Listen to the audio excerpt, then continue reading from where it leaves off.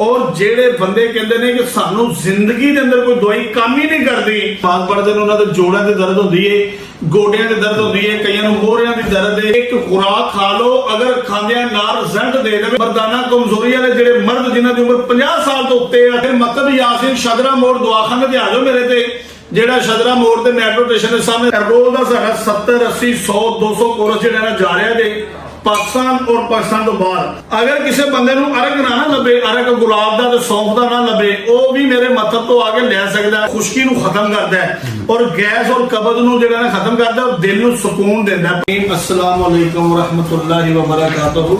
देखो जी, लेना देना ते मुकद्दर या नसीब दी गल है, मगर किसी मुसलमान की गल गौर दे नाल सुन लेना मुसलमानों का इखलाकी फर्ज है। कि एक मैं दवाई तैयार की है, करंट दवाई के नाम तो मैं उन्होंने जेड़ा ना अपना नाम दिता है और उस दवाई की कीमत और उसका रिजल्ट तुहानूं दस्सिया जाएगा। ये इधर देखो जी, पहली तो गल यह है कि यह इतनी खुराक है, चावल के दाने जिन्नी एक खुराक खानी, इस तो ज्यादा दवाई नहीं खानी, ते पहली खुराक दे नाल जोड़ जोड़ मजबूत हो जाएगा तुहाडा। ये इधर देखो जी, एक बंदे का कोरस है, सिर्फ इतनी दवाई है बस, एक बंदे का कोरस है जी। साडे कोल ना मौलाना साहब आए ने जी, इस कारी साहब ने मस्जिद दे ते इन्हां असीं बुलाया है कि जेड़े लोग नमाज पढ़ते हैं और जो नमाज पढ़ते हैं कुर्सियां ते बह के नमाज पढ़ते हैं, उन्होंने जोड़ों की दर्द होती है, गोडियां की दर्द होती है, कई मोहरियां की दर्द है, कई फालज होया है और नमाज पढ़ने तो बड़े तंग ने।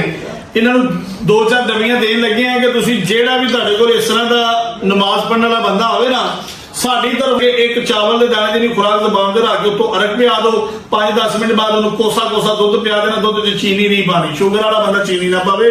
ਇਹਦੇ ਨਾਲ फालज दर्दां जोड़ा मोढे दी कमर दी यूरिक एसिड कोलेस्ट्रोल ਵਧਿਆ, चिन्नियां भी मर्दां ने इतना खत्म हो जाएंगी। और एक और चीज है, सब तो वड्डी गल इस दवाई दे विच भला की मेरा ऐलान है कि मेरे कोल बह के एक खुराक खा लो, अगर खांदे नाल रिजल्ट दे देवे, फिर मतलब यासीन शदरा मोड़ दवाखाने ते आ जाओ मेरे ते, जेड़ा शदरा मोड़ ते मेट्रो स्टेशन के सामने रावी भी होटल के नाल है, मेरे दवाखाने दे, बहुत बड़ा दवाखाना है मेरा, बाहर मेरी तस्वीर लगी है ते 5 हकीम उत्थे बैठे ने मौजूद, जेड़े तुहाडी नब्ज देख के तुहानूं दवाई देंदे ने ते तुसीं किसी किस्म की मदद लैके आओगे, इंशाअल्लाह ताला नब्ज देख के तुहानूं चेक करके तुहानूं मेडिसिन दी जाएगी। अगर कोई बंदा एक करंट दवाई लेना चाहे, ये असल ना नमाजी लोग बड़े तंग सन, साडियां मावां भैणां जिहड़ियां घरां दे अंदर खाना बनाउण तो बड़ियां तंग ने, बर्तन धोण तो बड़ियां तंग ने, घरां दी सफाई करदियां ने, ते मेरियां मावां भैणां ने अपील की कि हकीम साहब कोई साडे वास्ते भी ऐसी दवाई बनाओ ताकि असीं खाइए तो साडियां दर्दां जिस्म तो बस खत्म हो जान। ले उन्हां वास्ते मैं दवाई तैयार कर दी है। ये दवाई मेरी जेड़ा भी इस्तेमाल करेगा इंशाअल्लाह जिन्नी देर उसकी जिंदगी रहेगी वो याद करेगा। मगर एक बंदे का कोरस है, अगर तुसीं कहो ना मैं तुहानूं भर भर के थैलियां दे देवां ते भर भर के मजूना के मुगल्ले दे देवां कि लो जी सुबह शाम दोपहर खाओ, वो काम बिल्कुल नहीं जे। अगर इहो जी दवाई चाहिए किसी होर हकीम को जाना है, अगर थोड़ी दवाई थोड़े टाइम से ठीक होना चाहते हो तो फिर हकीम यासिन को आ जाना। ये देखो इतनी दवाई बस। ये जी कोरस ने ना रोज का सारा 70 80 100 200 कोरस जो जा रहा है पाकिस्तान और पाकिस्तान तो बाहर। जो मैं कोरस भेजन लगा ना करंट दवाई के, सारे बाहर जा रहे हैं।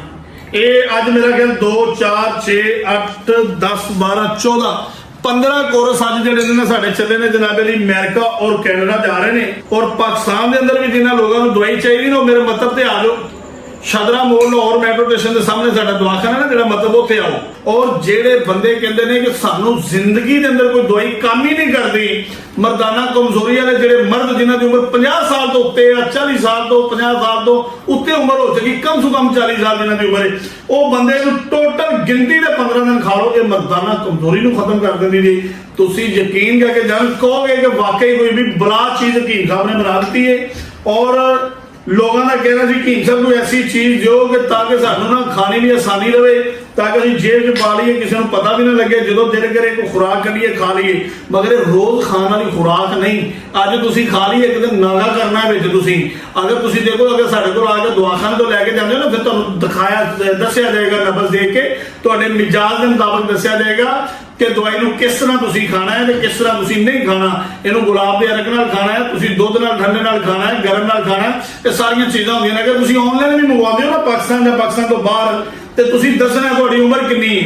ਉਮਰ ਦਾ ਦੱਸੋਗੇ, ਵਜੂਦ ਦੱਸੋਗੇ, ਭਾਰਾ ਹੈ, ਪਤਲਾ ਹੈ, ਸ਼ੂਗਰ ਹੈ ਜਾਂ ਨਹੀਂ ਹੈ, ਤੁਹਾਨੂੰ ਬਲੱਡ ਪ੍ਰੈਸ਼ਰ ਦਾ ਮਸਲਾ ਹੈ, ਔਰ ਬਲੱਡ ਪ੍ਰੈਸ਼ਰ ਵਾਲਾ ਬੰਦਾ ਵੀ ਇਹਨੂੰ ਖਾ ਸਕਦਾ ਨਹੀਂ। ਇਹ ਵੀ ਤੁਹਾਨੂੰ ਮੈਂ ਦੱਸ ਦੇਵਾਂ, ਤਾਂ ਕਿ ਫੋਨ ਦੇ ਉੱਤੇ ਕਾਫੀ ਦੇਰ ਸਵਾਲ ਜਵਾਬ ਕਰਦੇ ਨੇ, ਮੈਂ ਸਾਰੀਆਂ ਗੱਲਾਂ ਵੀਡੀਓ ਦੇ ਅੰਦਰ ਦੱਸ ਦਿੱਤੀਆਂ ਨੇ ਕਿ ਬਲੱਡ ਪ੍ਰੈਸ਼ਰ ਦੇ ਅੰਦਰ ਕੋਈ ਬਿਲਕੁਲ ਤੇਜ਼ ਨਹੀਂ ਹੋਏਗਾ।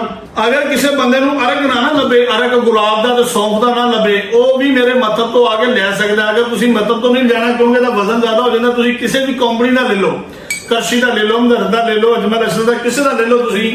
ਅਰਕੇ ਸੌਂਫ ਔਰ ਅਰਕੇ ਜਿਹੜਾ ਹੈ ਨਾ ਆਪਣਾ ਗੁਲਾਬ ਦਾ, ਇਹ ਦੋਵੇਂ ਅਰਕ ਲਿਆ ਕੇ ਮਿਕਸ ਕਰ ਲਓ, ਤੇ ਜਦੋਂ ਗੁਲਾਬ ਦਾ ਤੇ ਸੌਂਫ ਦਾ ਮਿਕਸ ਹੋ ਜਾਏਗਾ ਫਿਰ ਬਣ ਜਾਏਗਾ ਅਰਕੇ ਕਲਬੀ।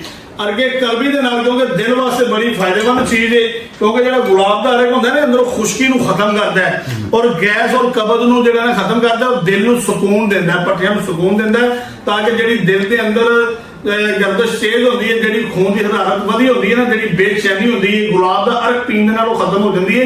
ਦਵਾਈ ਦੇ ਅੰਦਰ ਨਾ ਤਾਕਤਵਰ ਬਹੁਤ ਜ਼ਿਆਦਾ ਹੈ। ਗੁਲਾਬ ਦੇ ਅਰਕ ਔਰ ਸੌਂਫ ਦੇ ਅਰਕ ਨਾਲ ਖਾਓਗੇ ਨਾ, ਸੌਂਫ ਦਾ ਗੈਰ ਜ਼ਰੂਰੀ ਮਾਦੇ ਖਾਰਜ ਕਰਦਾ, ਖੂਨ ਦੇ ਅੰਦਰੋਂ ਮਿੱਧ ਜੀਵਨ ਨੂੰ ਠੀਕ ਕਰਦਾ।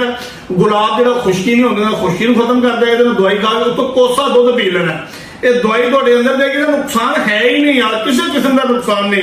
ਮੈਂ ਇਤਨੀ ਵੱਡੀ ਗੱਲ ਜਿਹੜੀ ਕਰਨਾ ਪਿਆ, ਅਗਰ ਕੋਈ ਨਾ ਕੋਈ ਗੱਲ ਹੋਏਗੀ ਨਾ, ਲੈ ਕਿਸੇ ਨੇ ਕੋਈ ਕੋਰਸ ਕੱਢਿਆ, ਕਿਸੇ ਨੇ ਕੋਈ, ਅਸੀਂ ਇੱਕ ਕਰੰਟ ਦਵਾਈ ਜਿਹੜੀ ਹੈ ਨਾ, ਇਹ ਅਸੀਂ ਜਨਾਬੇ ਨੇ ਕੱਢ ਦਿੱਤੀ ਹੈ। ਜਿਹੜੇ ਭਰਾ ਨੂੰ ਖਰੀਦਣਾ ਚਾਹਣ, ਕੋਈ ਇਹਦੀ ਕੀਮਤ ਵੀ ਜ਼ਿਆਦਾ ਕੋਈ ਨਹੀਂ, ਕੀਮਤ ਵੀ ਬਿਲਕੁਲ ਜਾਇਜ਼ ਕੀਮਤ ਰੱਖੀ, ਇਹਨੂੰ ਗਰੀਬ ਵੀ ਤੇ ਅਮੀਰ ਵੀ ਖਰੀਦ ਸਕਦਾ ਹੈ। ਤੇ ਜਿਹੜਾ ਬੰਦਾ ਕਹੇ ਮੇਰੇ ਕੋਲ ਪੈਸੇ ਕੋਈ ਨਹੀਂ, ਕੋਈ ਮਾਂ ਭੈਣ ਕਹਿੰਦੀ ਕਿ ਪੁੱਤਰ ਮੇਰੇ ਕੋਲ ਪੈਸੇ ਕੋਈ ਨਹੀਂ, ਦਰਦਾਂ ਬੜੀਆਂ, ਨਮਾਜ਼ ਪੜ੍ਹਨੀ ਹੈ, 5 ਟਾਈਮ ਦੀ ਮੈਂ ਧਈਏ ਤੇ ਗੁਜ਼ਾਰਾਂ, ਤੇ ਮੇਰੇ ਕੋਲ ਪੈਸੇ ਕੋਈ ਨਹੀਂ, ਉਸ ਮਾਂ ਵਾਸਤੇ ਇਹ ਇੱਕ ਡੱਬੀ ਬਿਲਕੁਲ ਫ੍ਰੀ। ਮੇਰੇ ਕੋਲ ਚੱਲ ਜਾਓ, ਪਹਿਲੀ ਖੁਰਾਕ ਖਾਂਦੇ ਨਾਲ ਅੱਲਾ ਸ਼ਿਫਾ ਦੇ, ਤਾਰੀਫ ਮੇਰੇ ਅੱਲਾ ਦੀ। ਪਾਕਿਸਤਾਨ ਜ਼ਿੰਦਾਬਾਦ।